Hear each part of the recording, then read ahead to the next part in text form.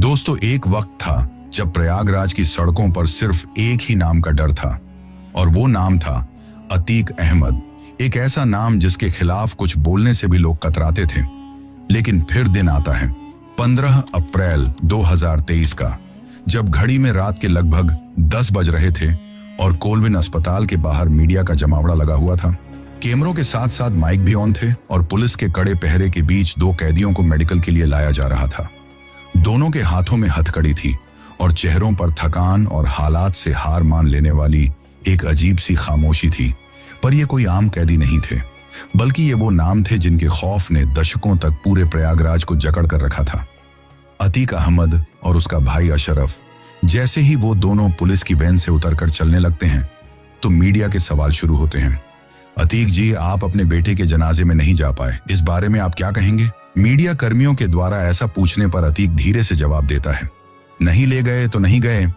और ठीक इसी जवाब के कुछ सेकंड बाद गोलियों की वो आवाज गूंजती है जिसने सिर्फ कुछ ही पलों में उस कहानी का अंत कर दिया जो लगभग 40 सालों से चल रही थी। लेकिन इस अंत को समझने के लिए हमें पीछे जाना होगा, बहुत पीछे।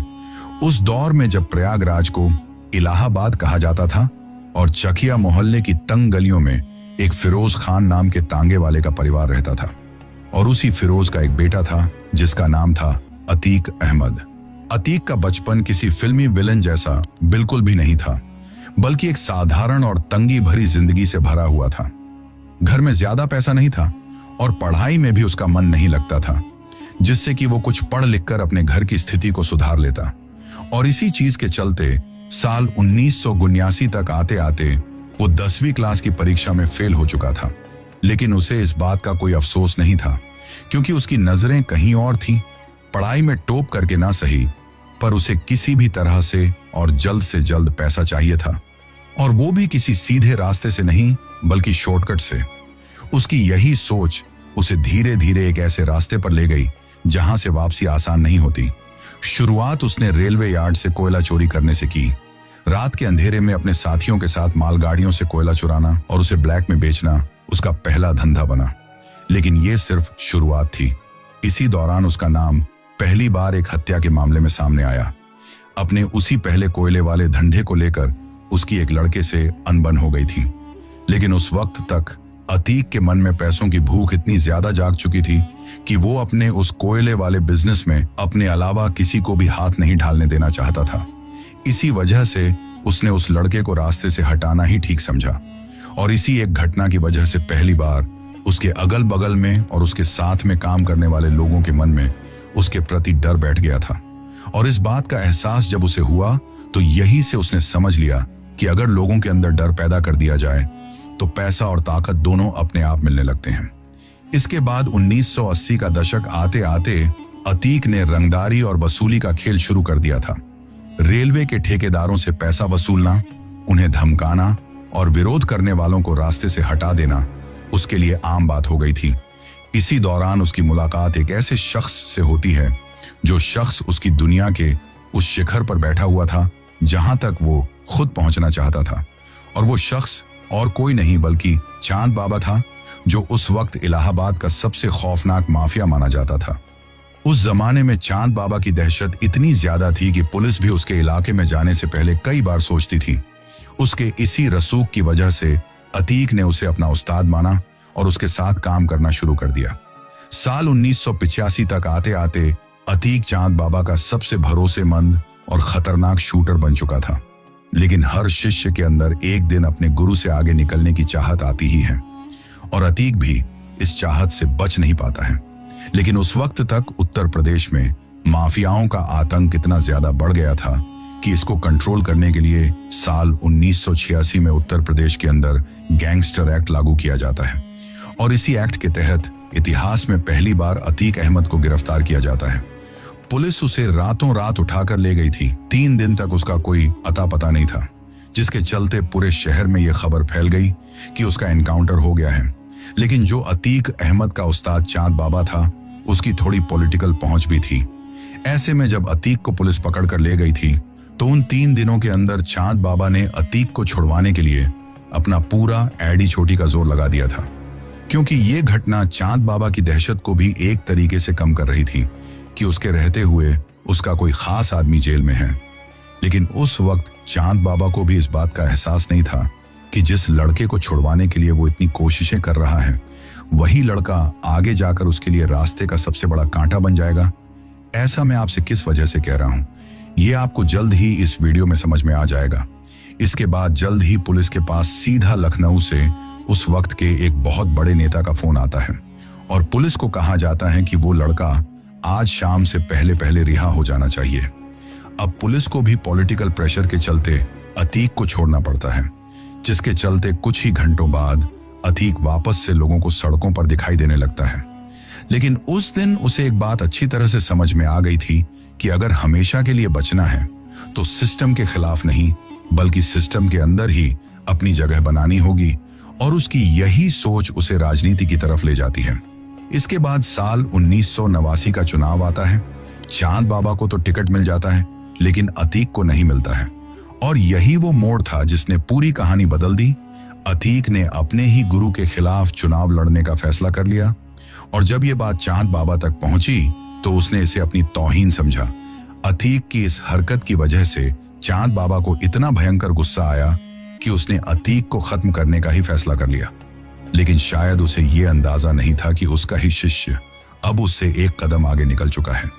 एक दिन एक ढाबे पर दोनों आमने सामने होते हैं और दोनों की गैंग के बीच जमकर फायरिंग होती है, लेकिन उस गोलीबारी में चांद बाबा खुद को बचा नहीं पाता है। उस रात अतीक की गोलियों ने अपने ही गुरु का अंत कर दिया था, और इसी के साथ उसने इलाहाबाद के अंडरवर्ल्ड में अपनी बादशाहत की नींव रख दी थी, क्योंकि चांद बाबा से ऊपर इलाहाबाद के अंडरवर्ल्ड में और कोई माफिया नहीं था। और अब उसी चांद बाबा को मौत के घाट उतारकर अतीक अहमद ने उस बादशाहत का ताज अपने सिर पर पहन लिया था, और यहीं से इलाहाबाद के अंडरवर्ल्ड में एक नए दौर की शुरुआत हो गई थी, जहां अब एक नया नाम सबसे ऊपर था, अतीक अहमद। जिस शख्स को कभी लोग एक छोटे मोटे गुंडे के रूप में जानते थे, वही अब पूरे शहर का सबसे बड़ा नाम बन चुका था।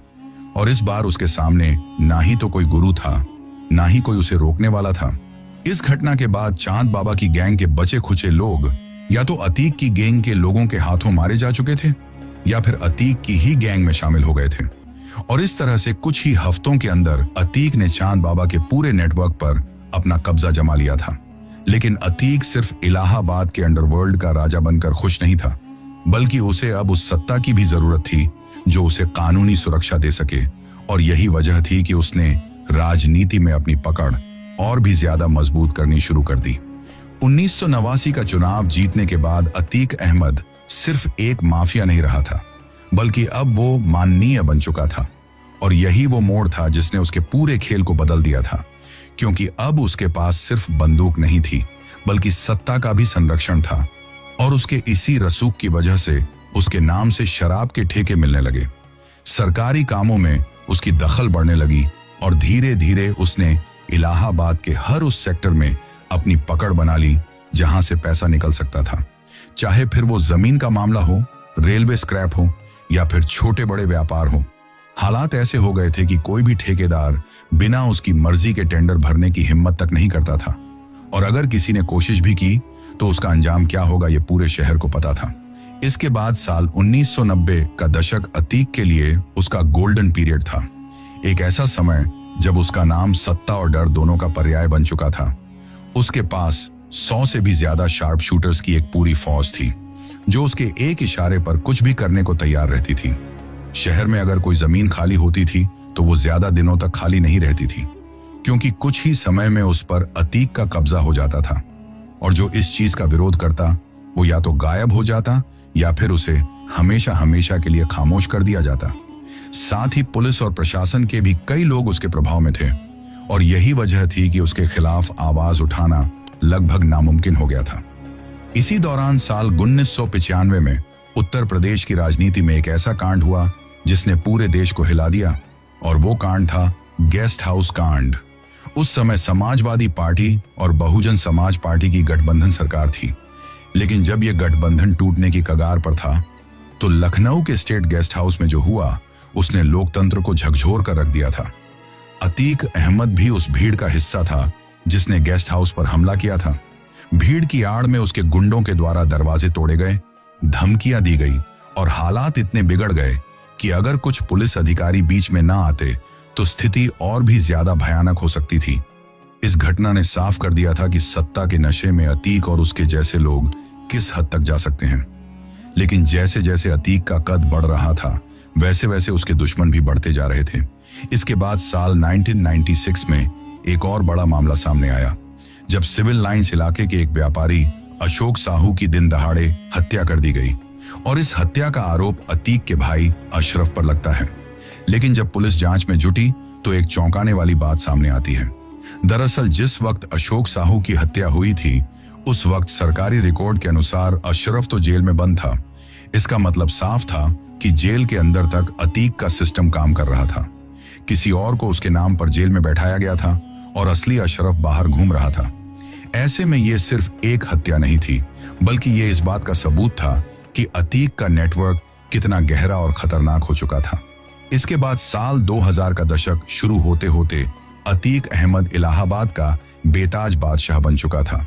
लेकिन हर साम्राज्य की तरह उसके साम्राज्य में भी दरारें पड़नी शुरू हो चुकी थी। 2002 में जब उत्तर प्रदेश की सत्ता मायावती के हाथों में आई तो हालात बदलने लगे। मायावती का रुख साफ था, अपराधियों पर सख्ती, और इसी के तहत अतीक के खिलाफ एक ही दिन में 100 से भी ज्यादा मुकदमे दर्ज किए गए। पुलिस ने उसकी गतिविधियों पर नजर रखनी शुरू कर दी और पहली बार अतीक को महसूस हुआ कि अब सिस्टम उसके खिलाफ खड़ा हो रहा है। इसके बाद एक घटना ऐसी होती है जिसने सभी को अचंभित कर दिया था। दरअसल 7 अगस्त 2002 को इलाहाबाद हाईकोर्ट में उसकी पेशी थी, पर इसी दौरान एक जोरदार बम धमाका हुआ। कई पुलिसकर्मी घायल हो गए, लेकिन अतीक को कुछ नहीं हुआ और इस चीज का फायदा उठाते हुए उसने तुरंत मीडिया के सामने बयान दिया कि सरकार उसे मरवाना चाहती है। लेकिन जब जांच हुई तो सच्चाई कुछ और ही निकली। दरअसल वो धमाका खुद अतीक ने ही करवाया था।